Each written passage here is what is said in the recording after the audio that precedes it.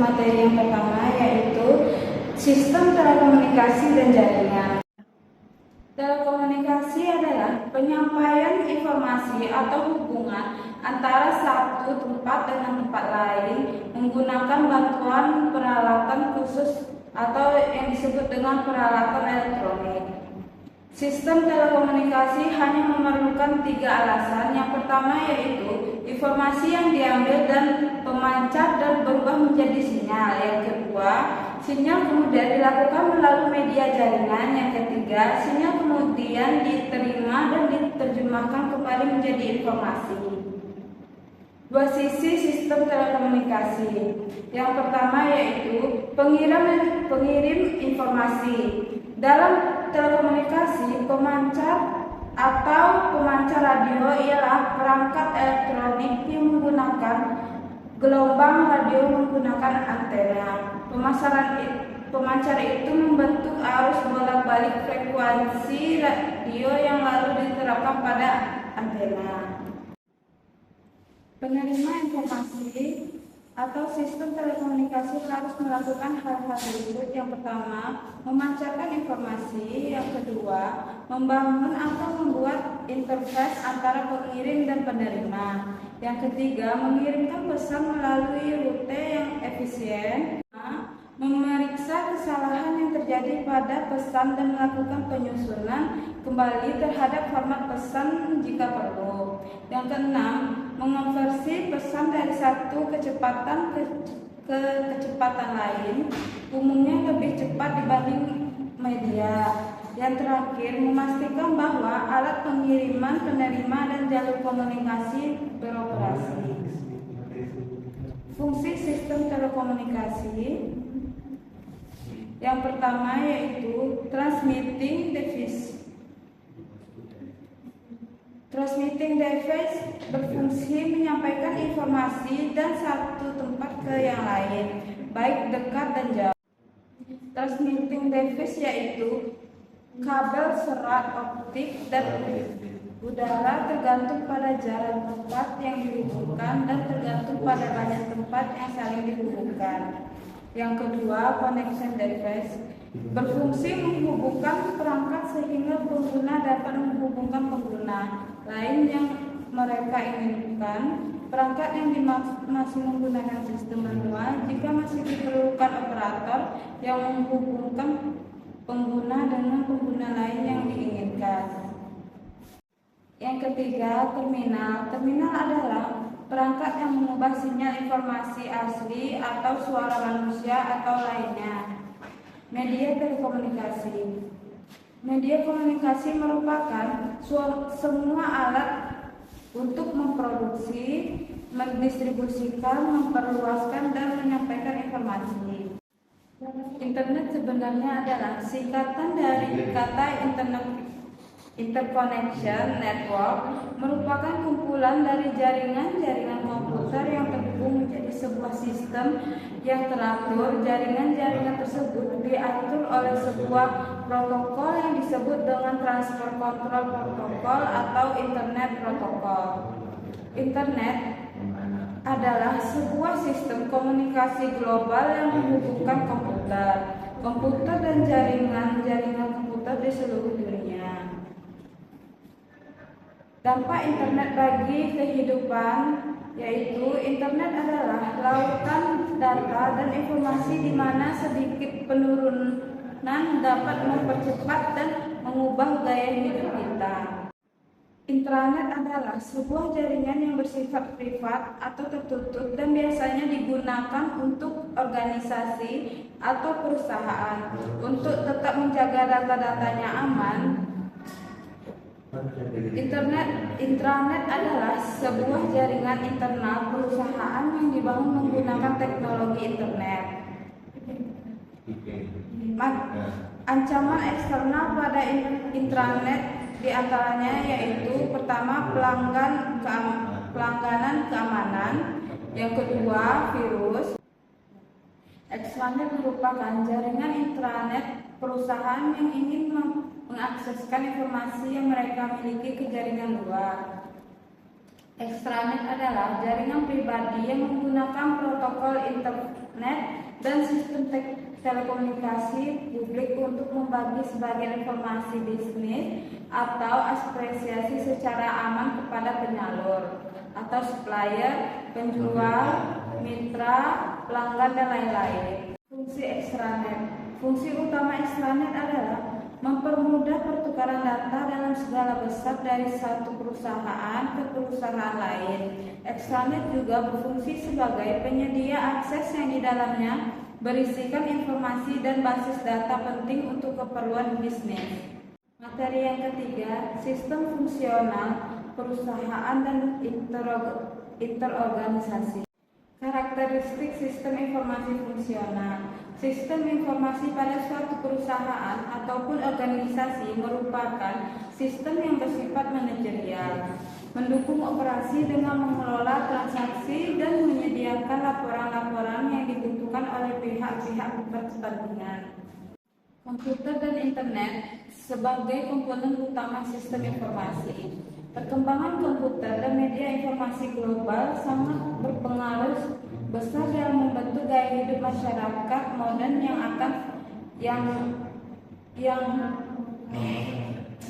yang kian hari semakin bergantung kepada teknologi. Terlebih dalam bidang bisnis di mana perusahaan sudah berpindah dari cara konvensional menuju cara modern yang mengendalikan komputer dan internet untuk sebagai keperluan dari keperluan organisasi sampai marketing dan segala keperluan lain.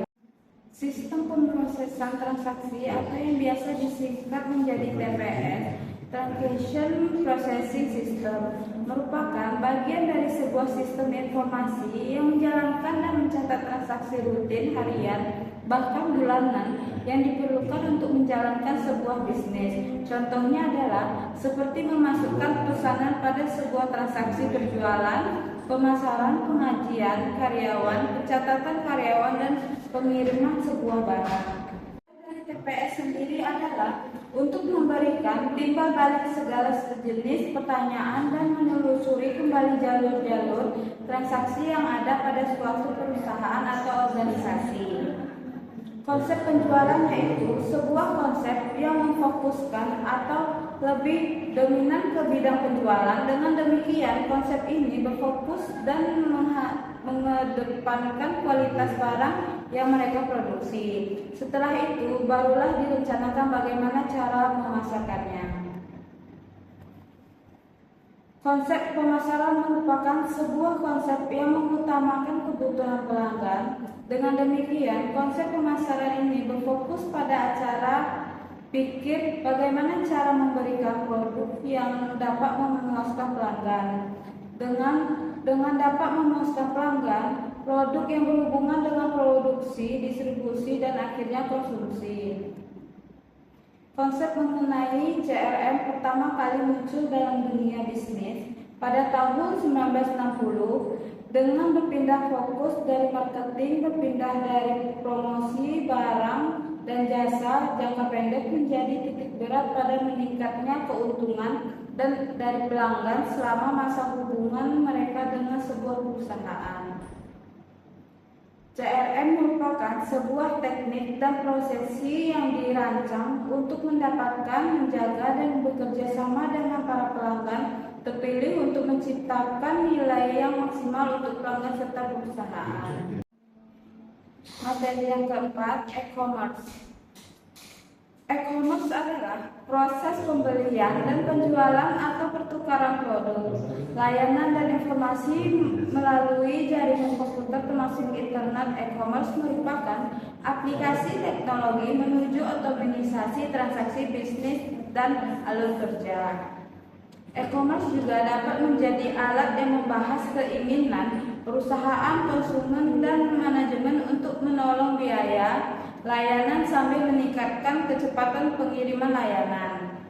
Selain sebagai sarana membeli dan menjual, banyak orang menggunakan internet sebagai sumber informasi untuk membandingkan harga atau melihat produk terbaru yang ditawarkan sebelum melakukan pembelian online atau di toko tradisional. E-commerce memiliki 7 jenis. Yang pertama, business to business. Yang kedua, business to consumer. Yang ketiga, consumer to consumer. Yang keempat, consumer to business. Yang kelima, business to administration. Yang keenam, consumer to administration. Yang ketujuh, online to offline. Keuntungan e-commerce. Internet mungkin merupakan satu-satunya aspek terpenting dari masyarakat modern. Ini memainkan peran utama dalam segala hal, mulai dari wacana, politik, dan pendidikan tinggi hingga cara kita menjalankan diri dan bisnis kita. Maka tidak mengherankan bahwa beralih ke modern, e-commerce hadir dengan keuntungan signifikan. E-commerce menghilangkan kebutuhan untuk toko fisik dan memungkinkan bisnis untuk memperluas basis pelanggan mereka. Selain keuntungan besar bagi pembeli dan toko yang tidak terlokasi di daerah perkotaan besar. Penelitian pasar, periklanan, dan layanan terhadap pelanggan. Penelitian pasar atau riset pasar adalah proses sistematis untuk mengumpulkan, menganalisis, dan menafsirkan informasi-informasi mengenai target pasar, konsumen, pesaing, dan industri secara keseluruhan. Riset pasar dipakai untuk mengembangkan strategi yang efektif, menimbang keputusan pro dan kontra, menentukan tujuan bisnis untuk masa depan, dan banyak lagi lainnya. Jenis riset pasar yang pertama yaitu brand riset, yang kedua campaign efektif, yang ketiga competitive analysis, yang keempat consumer insight, yang kelima consumer stratification research, yang keenam customer segmentation research, yang terakhir yaitu product development. Periklanan adalah sarana komunikasi dengan penggunaan produk atau jasa. Iklan adalah pesan yang dibayar oleh orang yang mengirimnya dan dimaksudkan untuk memberitahu atau mempengaruhi orang yang menerimanya. Iklan selalu ada meskipun orang mungkin tidak menyadari. Di dunia sekarang ini, iklan menggunakan setiap media yang kemungkinan untuk menyampaikan pesannya dilakukan melalui televisi, cetak koran, majalah, jurnal, dan lain-lain. Radio, pers, internet, penjualan langsung, penimbunan surat konteks, sponsor, poster, pakaian, acara, warna, suara, visual, dan bahkan orang endorse. Supply chain management. Manajemen rantai pasok atau SCM adalah manajemen aliran barang dan jasa yang mencakup semua proses yang mengubah bahan mentah menjadi produk akhir. Ini melibatkan perampingan aktif dari kegiatan sisi penawaran bisnis dan memaksimalkan nilai pelanggan mendapatkan keunggulan kompetitif di pasar.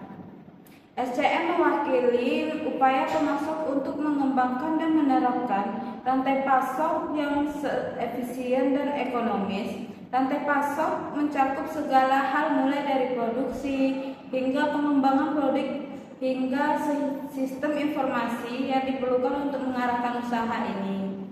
Cara kerja SCM yaitu mengendalikan atau menghubungkan produksi, pengiriman, dan distribusi suatu produk secara terpusat. Dengan mengelola rantai pasok, perusahaan dapat memotong biaya berlebih dan mengirimkan produk ke konsumen lebih cepat.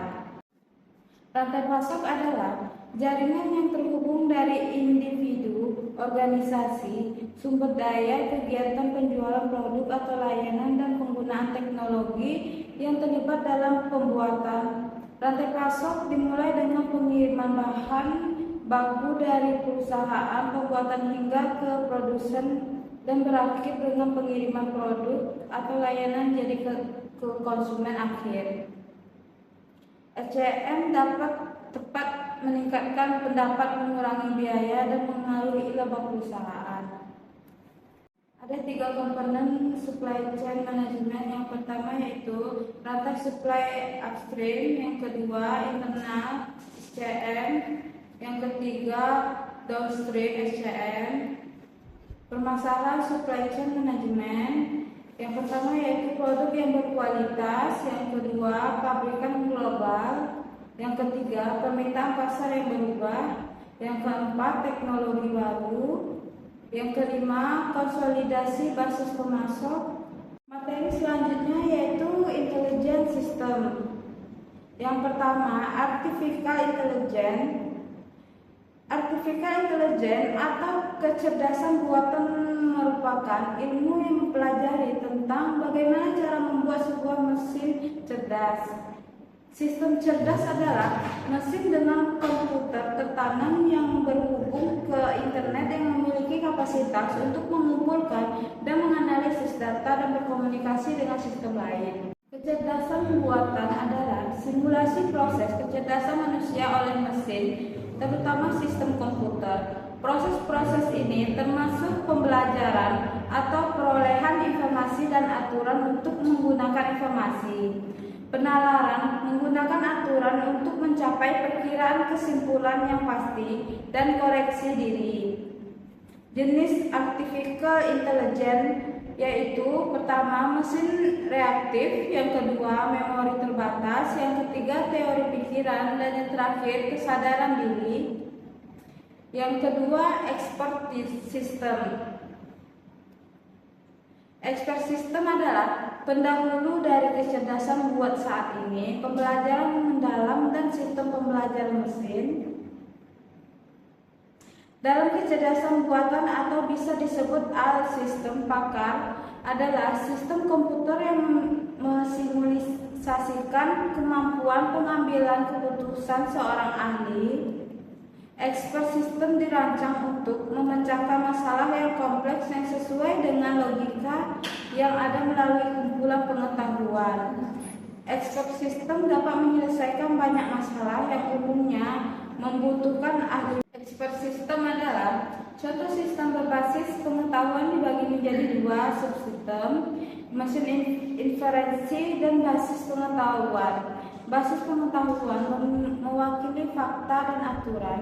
Mesin inferensi menerapkan aturan pada fakta yang diketahui untuk menyimpulkan fakta baru. Mesin inferensi juga dapat mencakup kemampuan penjelasan. Kekurangannya yaitu kurang akal sehat, biaya implementasi dan pemeliharaan yang tinggi, kesulitan dalam membuat aturan inferensi, dan yang terakhir dapat memberikan solusi yang salah. Materi yang terakhir yaitu hak atas kekayaan intelektual.